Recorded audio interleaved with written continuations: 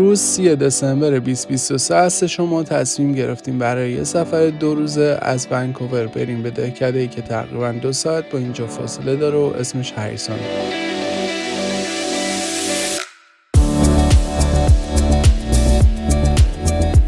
رو نقشه یه آبشار فوق‌العاده زیبا پیدا کرده بودم که تقریباً تو مسیر ما بود.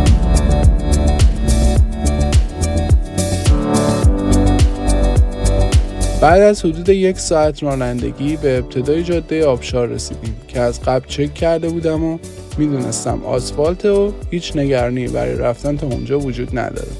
به محض ورود به این جاده زیبا میشه حد زد که هر چقدر جلوتر بریم قرار طبیعت بکر و زیباتری رو ببینیم.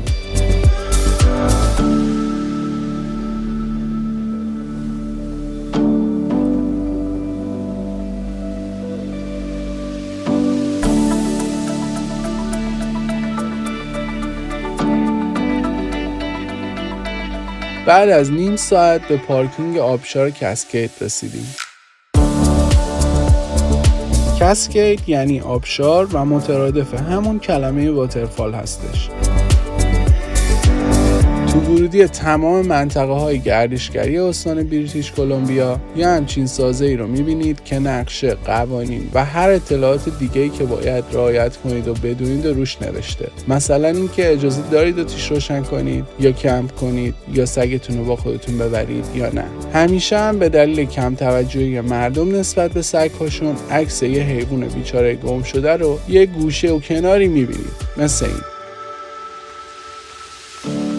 هوا حسابی بارونی و خوشبختانه مسیر زیادی تا آبشار وجود نداره. توی تمام مسیرهای تریلی که توی استان BC وجود داره همشون اینطوری راه درست کردن و جالبه که یه از این یارو هم زدن که کسی سرمور نخوره.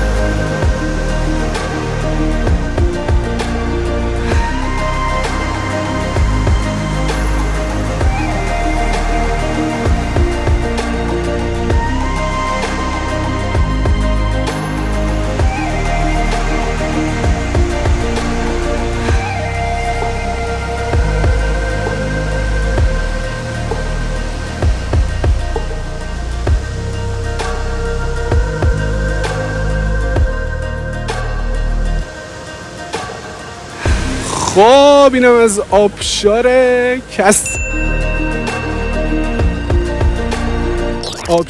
کسکید. مواظب باشم زمین نخورم این دفعه.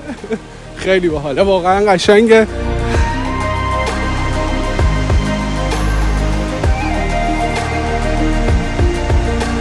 من تابستون باید بیام حتما اینجا یه شنای خوب بکنم.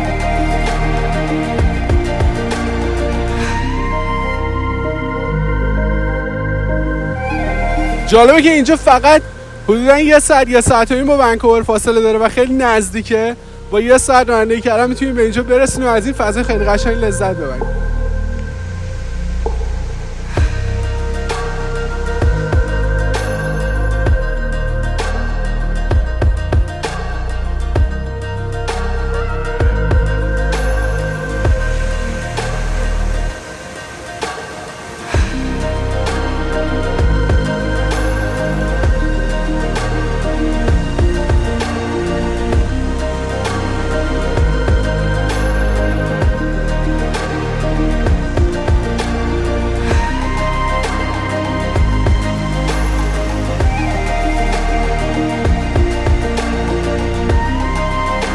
خب از اینجا میریم سمت دهکده هریسون هات اسپرینگ. اولین بار داریم میریم اونجا یه دهکده است که پر از آب گرمه. فکر کنم خیلی باحال میشه.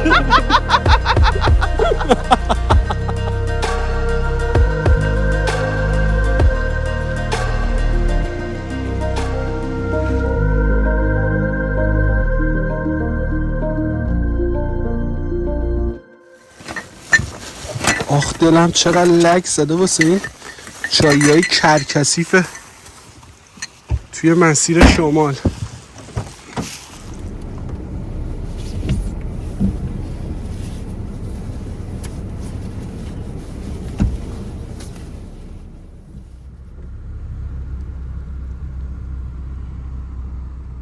اینم خیلی جای واجبیه ها، یعنی این که هست خیلی خوبه.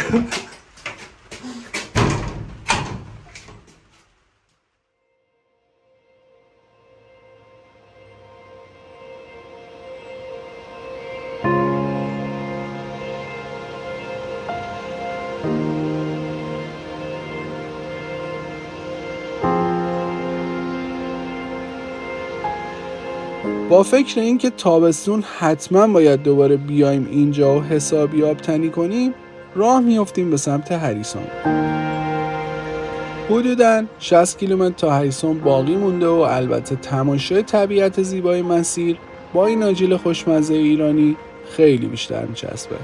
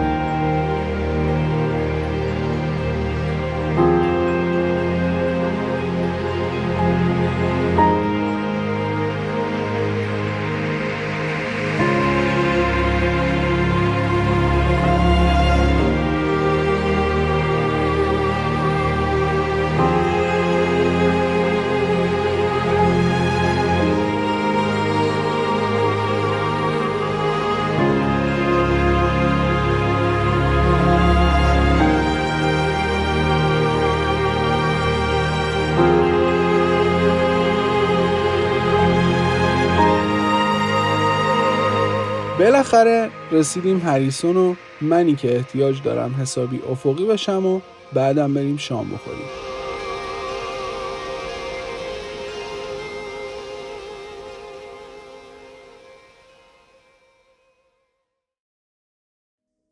استراحت کردیم، شامو خوردیم و با اینکه هوا یه نمه سرد و بارونیه اومدیم بیرون که ببینیم چه خبره این اطراف.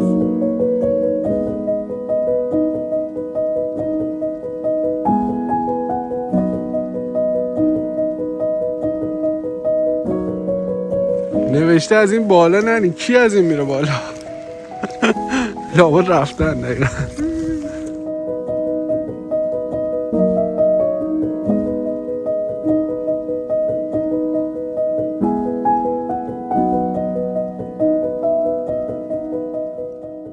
برگردیم هتل و استراحت کنیم که فردا برای آب گرم و دیدن این منطقه زیبا آماده باشیم.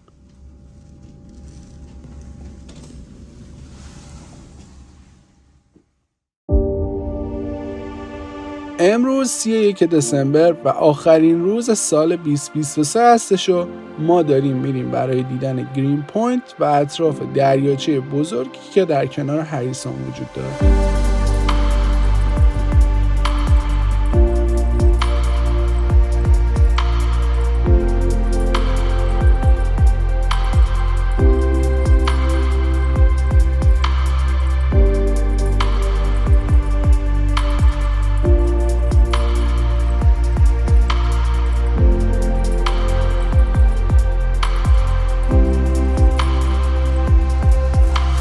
دمای هوا 11 درجه بود، امروز نصف شده 6 درجه است، یکم سردتر از دیروزه ولی خب هوا همچنان خوبه.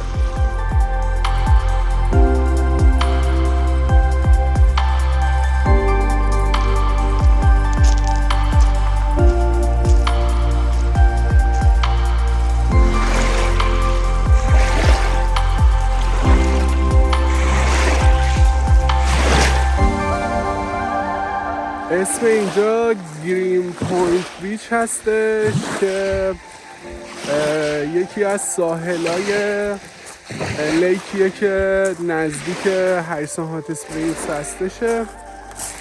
خیلی منطقه قشنگه، واسم خیلی جالبه که اینقدر اینجا خلوته، هیچ کس غیر از ما الان نیست اینجا. در واقع اینجا خرس خیلی خیلی زیاده و احتمال اینکه خرس ببینیم خیلی زیاده، ولی خب خوشبختانه خرسای اینجا مشکی هن و خرسای مشکی خطرناک نیستن. خرسای قهوه‌ای خیلی خیلی خطرناکن که گریزلی هن و خرسای سفید که اصلا وحشتناک.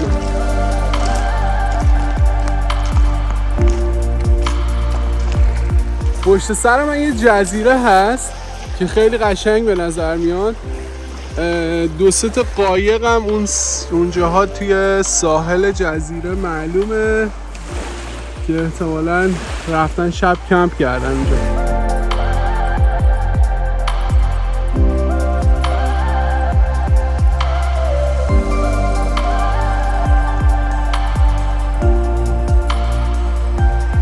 ونکوور یکی از گرونترین شهرهای کانادا، صرفا فقط به خاطر آب و هواش و اینکه خب طبیعت خیلی فوق‌العاده‌ای داره و هر جای این استان که شما پا بذارید جنگل و درخت و رودخونه و جزیره و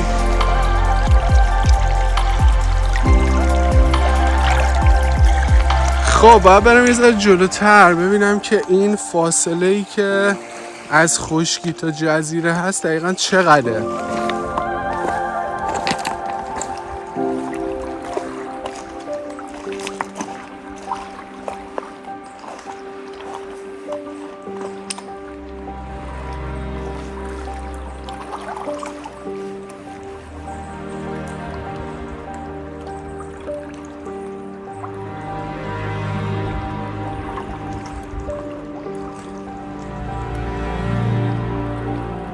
این آب به قدری زلال و تمیزه آدم واقعا از نگاه کردن بهش لذت میبره.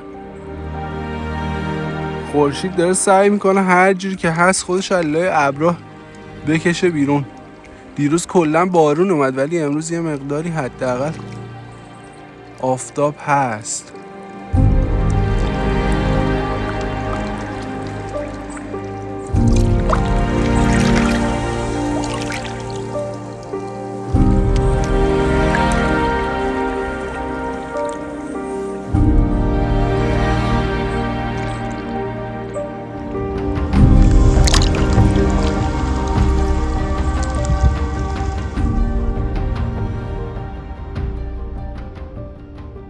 تابستون باید بیام اینجا صندلیمو بذارم چند ساعت فقط به صدای آب گوش کنم و لذت دارم از این طبیعت بی‌نظیر.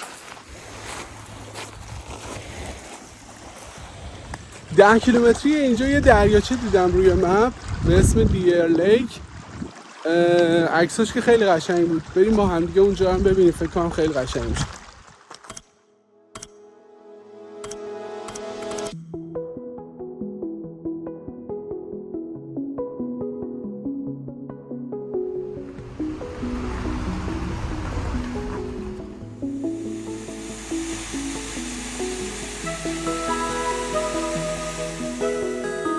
تا 6 کیلومتری دیر لیک اومدیم و با این تابلوها مواجه شدیم که نوشته از اینجا به بعد خطرات غیر قابل پیش بینی و تغییر آب و هوا ممکنه وجود داشته باشه و جاده هم از اینجا به بعد خاکیه. بنابراین تصمیم گرفتیم خطر نکنیم و برگردیم به ادامه پلنمون که استخر آب گرم. پشت سر من استخر پابلیک پول هریسون هات اسپرینگز داریم بریم اونجا.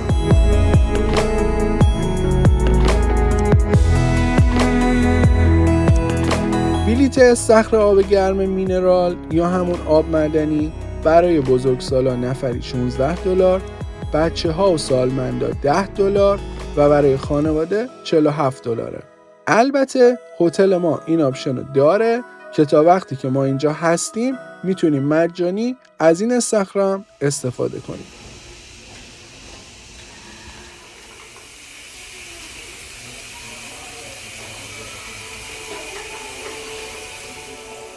متاسفانه فیلم برداری و عکس برداری اینجا ممنوعه و من فقط تونستم اجازه گرفتن یک ویدیو کوتاه و از مسئول استخر بگیرم.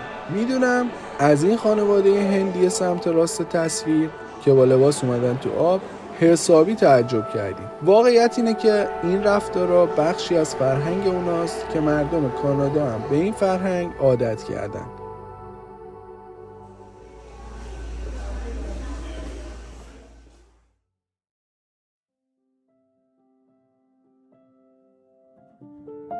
بعد از لذت بردن از این استخر آب گرم طبیعی دیگه باید برگردیم ونکوور. امشب سال نو هستش و قرار آخرین لحظات سالو کنار دوستامون باشیم. از روزها قبل یه منطقه ای رو که کنار یه دریاچه بسیار کم عمق بود پیدا کرده بودم و تصمیم گرفتیم برای نهار بریم اونجا.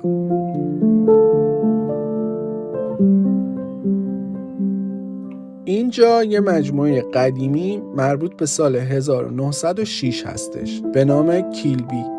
بیش از 100 سال پیش خانواده اینجا زندگی میکردن و امروز نسل همون خانواده اینجا رو مثل روز اول نگه داشتن و تبدیلش کردن به یه مجموعه گردشگری که فقط روزهای خاصی از سال بازه.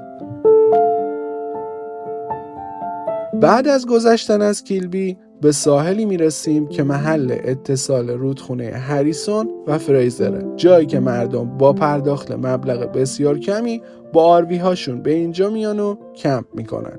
به علت عمق بسیار کم و ماهی‌های بسیار زیاد اینجا محل زندگی بسیاری از عقاب هاست. اونا به علت کم بودن عمق آب میتونن بی دردسر و هر وقت که دلشون بخواد شکار کنن.